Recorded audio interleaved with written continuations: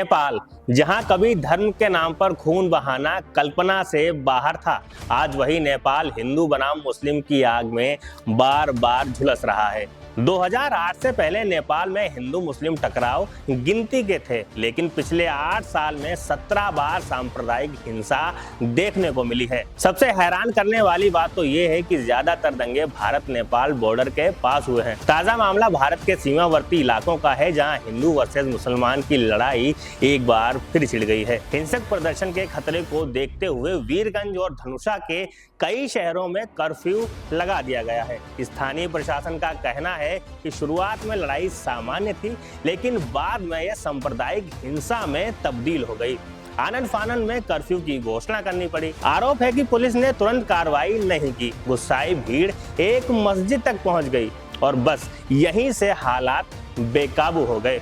मस्जिद में तोड़फोड़ के बाद मुस्लिम समुदाय सड़कों पर उतर आया, फिर हिंदू समुदाय भी सामने आया और कुछ ही घंटों में यह इलाका जंग का मैदान बन गया। हालांकि ये पहली बार नहीं है जब ऐसा मामला देखने को मिला है।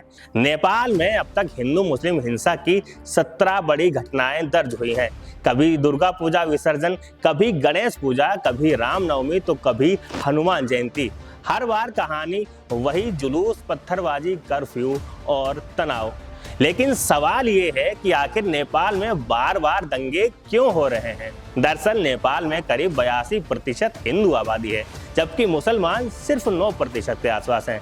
यूएन ह्यूमन राइट्स काउंसिल की रिपोर्ट कहती है कि नेपाल में मुस्लिम विरोधी घटनाएं बढ़ी हैं। मुसलमानों की राजनीति, प्रशासन और न्याय व्यवस्था में भागीदारी बेहद कम है। नेपाल में सबसे बड़ा बदलाव आया साल 2008 में।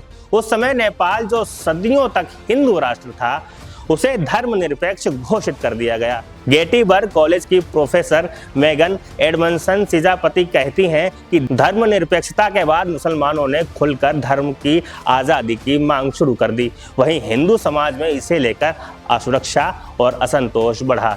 यही टकराव आज सड़कों पर दंगों के रूप में दिख रहा है। ये कहानी सिर्फ नेपाल की नहीं है, ये चेतावनी है कि अगर धर्म, राजनीति, सोशल मीडिया एक साथ भड़क गए तो शांत से शांत देश भी जल सकता है। इस पर आप क्या सोचते हैं, कमेंट में जरूर लिखें। वीडियो पसंद आए तो लाइक, शेयर और चैनल को सब्सक्राइब करना ना भूलें।